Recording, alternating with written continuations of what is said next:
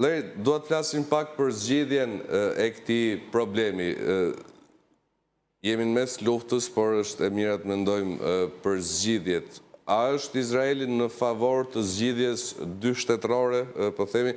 Leri, we're in the middle of war, but let's talk about solutions. Is Israel in favor of the two-state solution? Me personally, yes. I think in long term there can only be two states for two peoples. One state obviously is not going to work.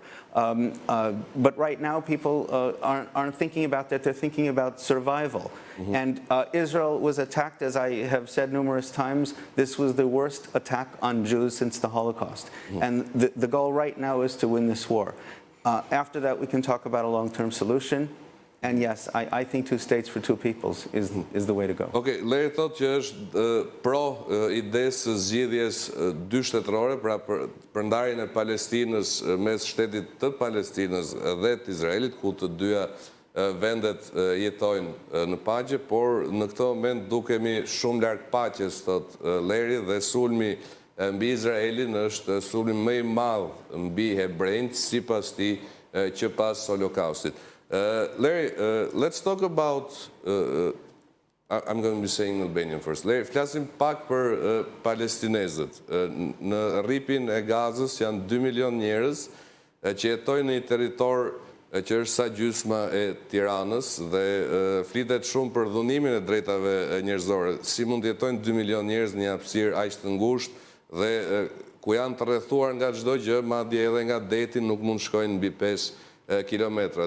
Duhet të ketë, po themi, një zgjidhje edhe për ta, pasi nuk mund të jetosh si një burg në një burg të hapur. Larry, let's talk about the Gaza Strip. Is a territory as big as half of Tirana and with 2 million or more inhabitants. They are living in an open prison, I'd like to call it so, because there are 2 million people who cannot go out or in, and they cannot even use the sea further more than 5 kilometers.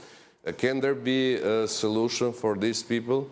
I have been in Gaza in better times. In fact, I was a guest of the Palestinian Minister of Tourism, and at the time Gaza had its own airport. It was a beautiful airport. Yes, I think Gaza could prosper, but not under the rule of Hamas. People seem to forget that Hamas is not only a terrorist organization, it is the government. It is the ruling power. And as long as Hamas rules over 2 million Palestinians, there will be no prosperity. Okay. Leri thot që ka qenë në Gaza, ka qenë dhe mik i ministrit turizmit. Gaza, thot, gjithashtu ka patur një aeroport shumë të bukur dhe gjërat ishin ndryshe përpara se të vinte Hamasi. Por me ardhjen e Hamasit duhet kuptojmë, thot Leri, që ata kontrollojnë qeverinë, kontrollojnë çdo gjë dhe në këto kushte është e vështirë të flitet për zgjidhje.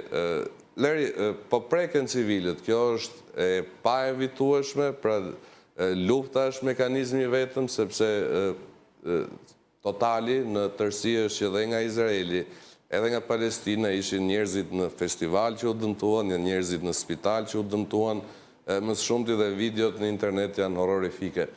Leri, is war the only instrument to solve this? Because the ones who are being hit the most are civilians. We can mention the festival in Israel, we can mention the hospital in Palestine.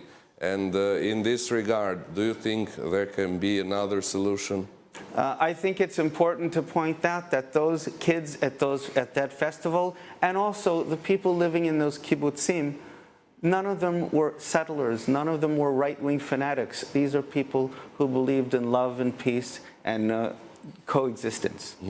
Leri thot që ata që u vranë në Izrael nuk ishin as settlers, pra persona që vendosen pranë vendbanimeve palestineze, nuk ishin as pjesëtar të, po themi, anës e ekstremit të djathtë izraelit, dhe ishin thjesht njerëz paqësor që po besonin ata e përjetuan më keq. And the very people that they murdered and butchered and tortured were those who would be most likely and open to a two-state solution. Dhe ata që pjesëtarët e Hamasit vranë, thot Leri, mund të kenë qenë dhe njerëzit më të hapur më paqësor dhe më pro ides së zgjidhjes dyshtetrore.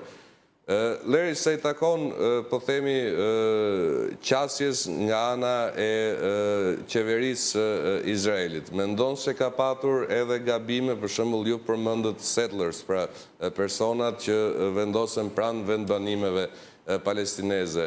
Është një formë e gabuar për t'i adresuar problemit? Larry, you mentioned mistake, according to me, of course. For example, the settlers. I want to discuss a little bit about the government point of view to this conflict. Were the settlers a mistake? Was the isolation a mistake? Isolation? Yes. Which Because isolation? Gaza is isolated. Well, I don't think we can debate on that. I should point out that before this attack, Israeli society was in a total chaos over our current government, which I am opposed to.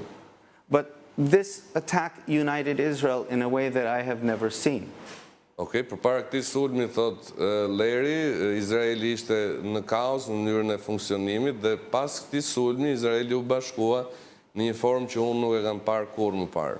And after this war is over, you can be sure that there will be very difficult questions asked, and particularly of Netanyahu, and he will have to answer for why Israel was not prepared. Okej, Leri thot që pas përfundimit të kësaj lufte do të ketë disa pyetje shumë të vështira për të përgjigjur dhe këto pyetje do të jenë në adresë të kryeministrit Benjamin Netanyahu. And it's even possible that a new government will come into power that will be more open to a two-state solution and more willing to have dialogue with moderate, reasonable Palestinians who renounce terror. Okej, Leri ka një përshtypje ose bindje që pas luftës mund të ketë një qeveri të re, më mendjehapur, e cila mund të jetë në favor të zgjidhjes dyshtetrore.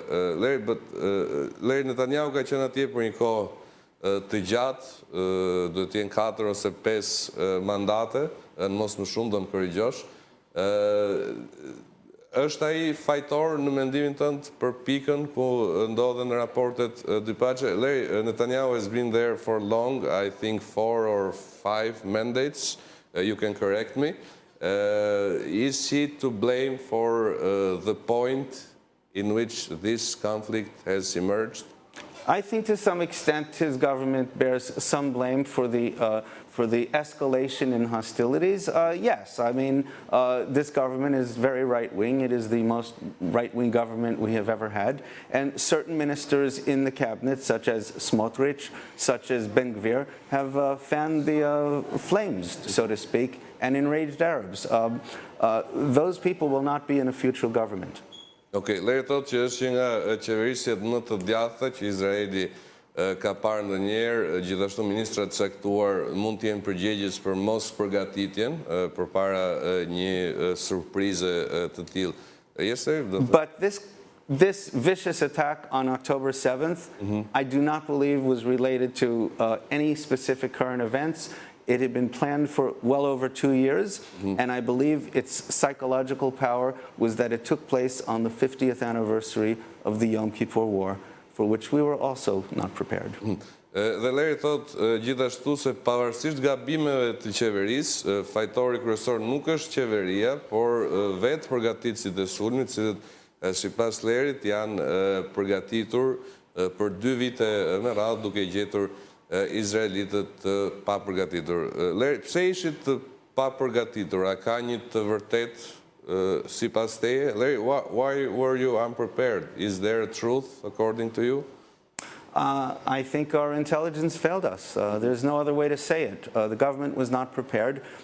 We didn't know how, to the extent of the intel that Hamas had collected on these kibbutzim and moshavim. Remember that many of them worked there. They knew these communities, they knew every building, they knew exactly what they were doing. Okej, Leri thot që na lanë balt sistemi ynë I spionazhit dhe është një nga sistemet më prestigjioze në botë dhe gjithashtu u miskalkuluan, pra u keq llogaritën, po themi, pasojat që mund të sillte diçka e tillë. Larry, I want to talk about religious tolerance, has it been a time in Palestine and Israel where the religious were in peace together? Because there is the wall, we have the Al-Aqsa also present, which is an important site for the Muslims. It's also the Christ place. Po e pyes Lerin për tolerancën mes besimeve, sepse dihet që Jeruzalemi është, po themi, një pikë e ndjeshme edhe për hebraikët, edhe për, po themi, të krishterët, edhe për muslimanët. Look, it's obviously gotten worse in recent years, but I can tell you from a personal experience, I have lived in Israel for the last 7 years, and I was never afraid to walk along the beach at night, Arabs making their barbecue and the shisha, and everybody was friendly. So I don't want to... When was this? Even last week. Even 2 weeks ago before this happened, the night before it happened. Nobody expected it.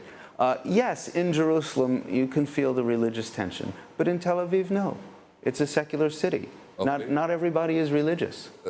Leri thot që 2 javë përpara sulmit ne prap kishim, po themi, paqe me palestinezët normal dhe mund të kaloje pranë tyre, ata bënin festat e tyre të barbecues, pinin shisha, shumë e shumë. Yeah.